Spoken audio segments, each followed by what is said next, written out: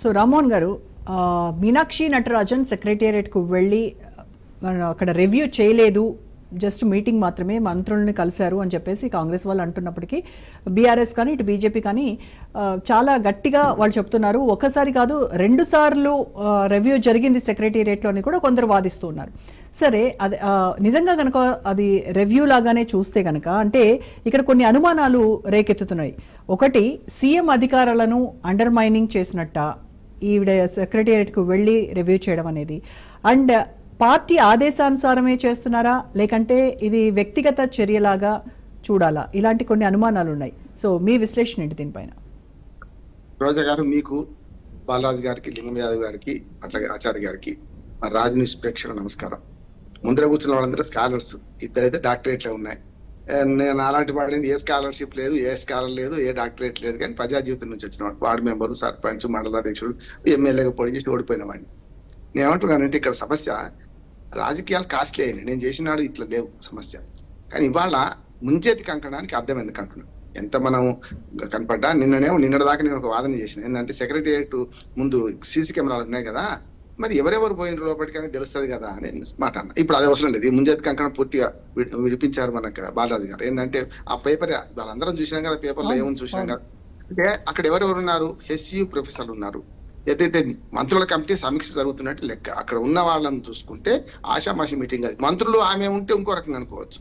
కనుక హైదరాబాద్ యూనివర్సిటీ సంబంధించిన review meeting జరిగినట్టు స్పష్టంగా ఫోటోలు ఉన్నాయి. ఫోటోలు లోపల తీసినాయి కదా, అవి మార్ఫింగ్ అయితే కావు కదా. ఇప్పుడు గుంట నక్కలు ఉన్నాయా లేకుంటే అవి ఉన్నాయా అంటే, గుంట నక్కలు అయితే బయటపడలే కానీ కొన్ని బయటపడ్డాయి. నేను ఏమంటున్నా అంటే ఇక్కడ 2 విషయాలు. ఒకటి, మీరు సెక్రటేరియట్ లో మీటింగ్ జరపడం కరెక్ట్ కాదంటున్నాను. అందరికీ హక్కు ఉన్నది. లింగం యాదవ్ గారితో పూర్తిగా నాకు, మీకు అందరికి కూడా సెక్రటరీ బోర్డు హక్కు ఉన్నది. పాస్ ఇస్తారు, తీసుకపోతే అప్పటికి పోతాం, ఎవరిని కలవడం వాళ్ళని కలుస్తాం, వస్తాం. కానీ సమస్య ఏంటంటే మీనాక్షి నటరాజన్ పోవడం కూడా తప్పు కాదు. ఇప్పుడు వారి గురించి ముగ్గురు చెప్పారు, ఎవరు కూడా తప్పు మాట మాట్లాడలే. మిగతా ఇప్పటిదాకా ఇన్ఛార్జీలు వ్యవహరించిన వాళ్ళందరికంటే బాగా వ్యవహరిస్తున్నారు. చాలా సింపుల్ గా ఉన్నారు, సింప్లిసిటీ మెయింటైన్ చేస్తున్నారు. ముఖ్యంగా రాహుల్ గాంధీకి చాలా దగ్గరగా ఉన్నారని మాట అందరికి తెలుసు. ఆమె పనితీరు పట్ల ఇప్పటిదాకా ఎట్లాంటి విమర్శలు రాలే. ఇవాళ మొట్టమొదటి విమర్శ అంటున్నాను. మొదటిదాకా దీపాదాస్ మున్షి మీద అసలు పెద్ద పెద్ద స్టార్ హోటల్ ఉంటుందని, ఆమెను భరించలేకపోతున్నామని కూడా కాంగ్రెస్ నాయకులు చెప్పారు కదా, మనం చూసినాం కదా. పెద్ద పెద్ద హోటల్లో ఉండాలని, లేకపోతే అక్కడే లిస్ట్ వేసుకొని కూర్చున్నాను. గతంలో మీరిద్దరే కాదు, ఇప్పుడు నేను చెప్పిన దిగ్విజయ్ సింగ్, గులాం నబీ ఆజాద్ కాదు, నేను వీరప్ప మొయిలీ గారు సన్నిహితంగా ఉన్నవాళ్ళు. నేను కొన్ని కమిటీలలో నేను కూడా ఆయన మెంబర్ ఉన్న మన ఫస్ట్ సెకండ్ ఏఆర్సీలో నేను కూడా సమర్పించిన వాడిని. కనుక వీరప్ప మొయిలీ గారు, అలాగే వాయిలార్ రవి గారు, వీళ్ళందరూ కూడా మహామహులు వచ్చారు. వీళ్ళు వచ్చిన తర్వాత కొంత ఏమైందంటే, ఈమె రావడం వల్ల అందరం ఆహ్వానించినాం పార్టీలకు అతీతంగా. ఇప్పుడు ఎవరన్నా ఆమె గురించి ఒక తప్పుడు మాట మాట్లాడతలేదు. కానీ ఇప్పుడు ఏమైందంటే, ఆమె మన గాంధీ భవన్ లోనో లేకుంటే ప్రభుత్వ గెస్ట్ హౌస్ లోనో సమీక్ష నిర్వహిస్తే మనకేం అభ్యంతరం ఉండకపోతే, అఫీషియల్ కదా ఇది. దీంట్లో 2 అభ్యంతరాలు ఉన్నాయి నాకైతే. ఒకటేమో ఆమె ఆ కమిటీ మీటింగ్ లో కూర్చోవద్దు, ఆమె ఏ హక్కు లేదు ఆమెకు. ఏది, ఒకవేళ మంత్రుల కమిటీ కనుక సమీక్ష నిర్వహించిందంటే ఆమెకు అందులో హక్కు లేదు, ఆమె అఫీషియల్ గా కాదు, అక్కడ సమస్య లేదు. ఒకటి, నెంబర్ 1. రెండోది ఏంటంటే, ఇప్పుడు మనకు గతంలో మహేష్ కుమార్ గౌడ్ గారు ఒక మంచి పని చేశారు. ఆయన కూడా నేను అప్పుడే అంటున్నాను, ఎప్పుడైతే రేవంత్ రెడ్డికి ఆయన తేడా చెప్తా, ఇప్పుడు కేటీఆర్ కు హరీష్ రావుకు తేడా చెప్తా, అట్లా విక్రమార్క గారు, బట్టి విక్రమార్క గారికి రేవంత్ రెడ్డికి మనం చూస్తున్నాం వాళ్ళ పనితీరు గారి మాటల్లో. ఒకనాడు ఇప్పుడు ఆయన మన మహేష్ కుమార్ గౌడ్ గారు కాగానే ఆయన మంత్రులతోని ప్రతి వారంలో 2 మంత్రులు వచ్చి సమీక్ష నిర్వహించాడు. ఇది ప్రజలతో డైరెక్ట్ గా గాంధీ భవన్ కలిపారు. అది మంచిదన్నాం. ప్రభుత్వానికి పార్టీకి మధ్యన సన్నటి గీత ఉంటది, దాన్ని చెరిపేయకుండా చూడాలి. మంత్రులు ఆఫీసులో కూర్చోవడం తప్పు కాదు. వాళ్ళు కాంగ్రెస్ పార్టీ సంబంధించిన మంత్రులు, బీజేపీ వాళ్ళు కూడా చాలా సార్లు పార్టీ సభ్యులకు కానీ పార్టీ నాయకులు కానీ మంత్రులు సమయం ఇస్తారు, అది చాలా అవసరం అంటున్నారు. కానీ ఇక్కడికి వచ్చేవారికల్లా లింగం యాదవ్ గారు ఎవరైనా రావచ్చు అంటున్నారు కదా. నేను మీ పార్టీ వాళ్ళని చెప్తాను. మొట్టమొదటి తిరగబడ్డది మొన్నటి దాకా మన తిరుమల మల్లన్న, ఆయన ఒక ఇష్యూ మీద తిరగబడ్డారు. నేనేమంటే అందరు కలవచ్చు అంటున్నారు కదా. మన ముఖ్యమంత్రి గారు, మీ ముఖ్యమంత్రి, మా ముఖ్యమంత్రి, మన ముఖ్యమంత్రి గారు స్వయంగా ఆయన పార్టీ వ్యక్తులనే కలుస్తలేరు. నిన్న మొన్న సోషల్ మీడియాలో స్క్రోలింగ్ అవుతున్నది, మీ దిలీప్ కుమార్ గారు, నేను ఆయన బంధువుని కాదు, ఆయన సంబంధం లేదు, కానీ ఆయన మాట్లాడిన మాటలు వినండి. 4 నెలల నుంచి మనకు ముఖ్యమంత్రి గారు అపాయింట్మెంట్ కోసం కోరితే అందరూ రావచ్చు అంటున్నారు, కానీ నేను ఉదాహరణ చెప్తున్నాను, లేకపోతే చెప్పేవాడు కాదు. 4 నెలల నుంచి ప్రయత్నం చేస్తుంటే ఆఖరికి ఒక కానిస్టేబుల్ గా ఉన్న ఆయన అక్కడ సెక్యూరిటీ ఆఫీసర్ ఉండి, ఈయన ఎవరు రానిచ్చారు, పంపించేయండి అనే మాట మాట్లాడి ఆ సెక్యూరిటీ గార్డులను కూడా వాళ్ళు సస్పెండ్ చేస్తారన్నాడట. స్వయంగా మనం చూస్తున్నాం, రఘుదాన్లో చాలా చాలా వీడియోస్ చూస్తున్నాం మనం. అంటే ఒక స్వయంగా మీ పార్టీ వారిని మీరు కలగకపోతే, మీరు ముఖ్యమంత్రి గారు వెళ్ళకపోతే ఎవరిని కలిసినట్టు, ఎవరిని రాణిస్తున్నట్టు లెక్క. కనుక మీరు అంటున్నారు, మాట చెప్పొచ్చు మనం, కానీ మీ పార్టీ వాళ్ళే ఇవన్నీ అంటున్నారు. రెండో అవినీతి ఆరోపణలు కూడా వస్తున్నాయి. ఇప్పుడు ఇవన్నీ మంత్రుల మధ్యన ముఖ్యమంత్రిలో సఖ్యత లేదు, నెంబర్ 1.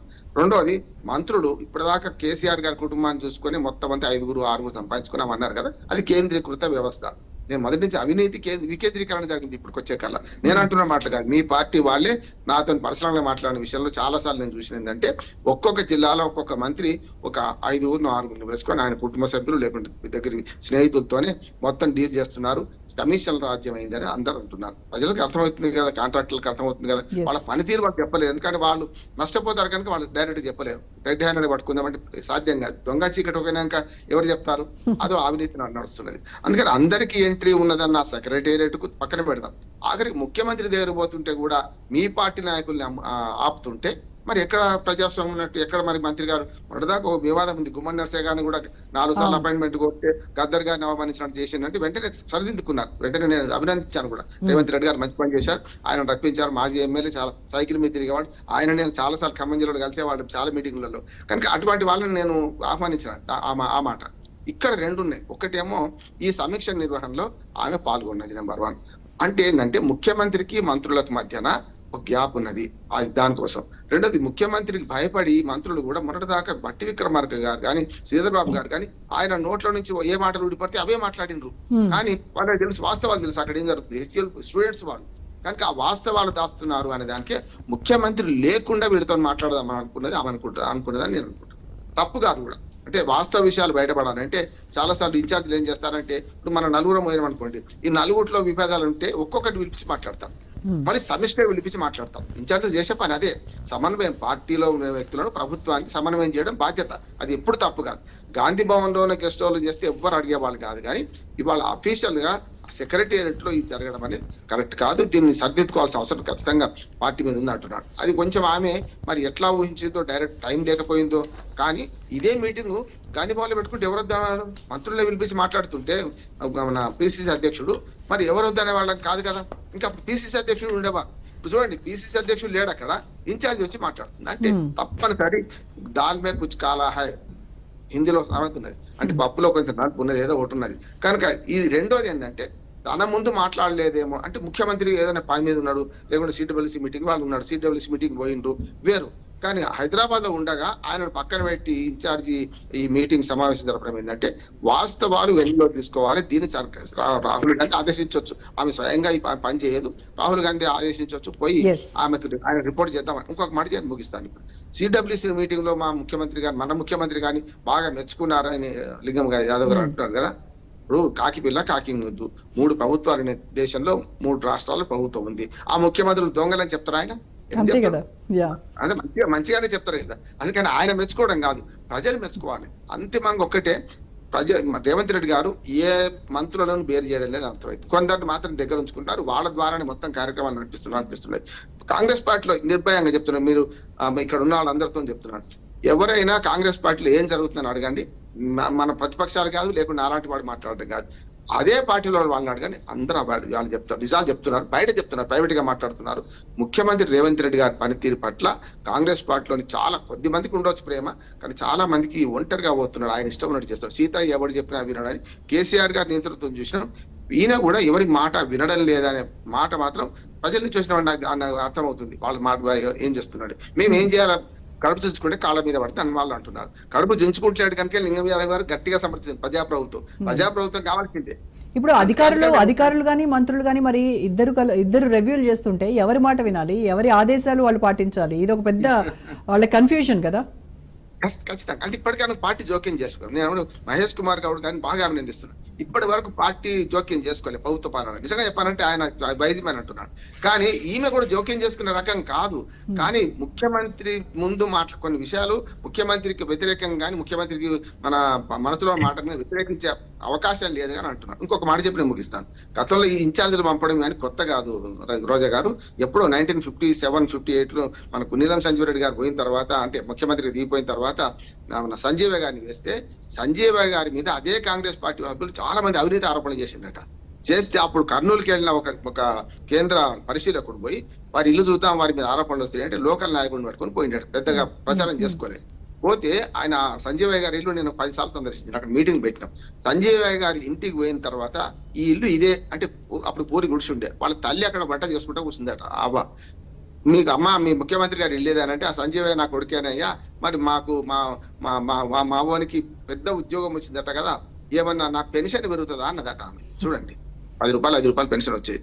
అది చూసిన తర్వాత పరిస్థితులు కూడా ఏమన్నా అంటే ఏం ఎంక్వైరీ అవసరం లేదు, పోదాంపా దుర్మార్గులు కింద ఇటువంటి వాడి మీద ఆరోపణలు చేస్తారా అని సంజయ్ గారికి మద్దతుగా పోయి తప్పు అంటే సంజయ్ గారు ముఖ్యమంత్రి అయ్యిండు. అందుకని నేను ఏమంటున్నా అంటే కాంగ్రెస్ లో ఈ ప్రజాస్వామ్యం ఉంది, ఒక చిన్న ఆరోపణ వచ్చినా దాని మీద ఎంక్వైరీ చేస్తారు, కాదంటలేదు. కానీ అది అఫీషియల్ ఎంక్వైరీ మీ పార్టీలో చేసుకోవాలి.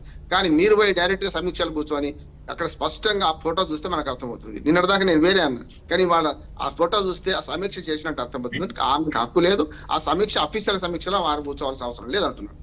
తర్వాత మొదటితో రిపోర్ట్ తెప్పించుకోవచ్చు, అది తప్పు కాదు. కానీ అక్కడ ఏదో జరుగుతుంది, హెచ్సిఓలో మనం బౌన్స్ బ్యాక్ అయినా మన అర్థమైంది. ఈ మొత్తం ఇప్పటిదాకా ఉన్న మొత్తం ఎపిసోడ్లలో 15 నెలల్లో చాలా ప్రారంభం చేస్తున్నారు, మళ్ళీ వెనక్కిపోతున్నారు, ప్రారంభం చేస్తున్నారు, వెనక్కిపోతున్నారు. మునుగు ప్రకారం నడుస్తలేదని ప్రభుత్వానికి అర్థమైంది. సో ఆవిడ గవర్నెన్స్ లో ఇంటర్వ్యూన్ అయ్యి ఈ రకంగా రివ్యూలు చేయడము ఇదంతా రేవంత్ రెడ్డి కూడా కొంత అసంతృప్తిగా ఉన్నారు, కానీ ఆయన కామ్ గా ఉన్నారు. కానీ ఆయనకదే ఉంది, ఎందుకంటే ఏం చెప్పుకోలేడు కదా, అదే బయటికి చెప్పలేక ఆయన కామ్ గా ఉన్నారు అనేది అర్థమవుతుంది.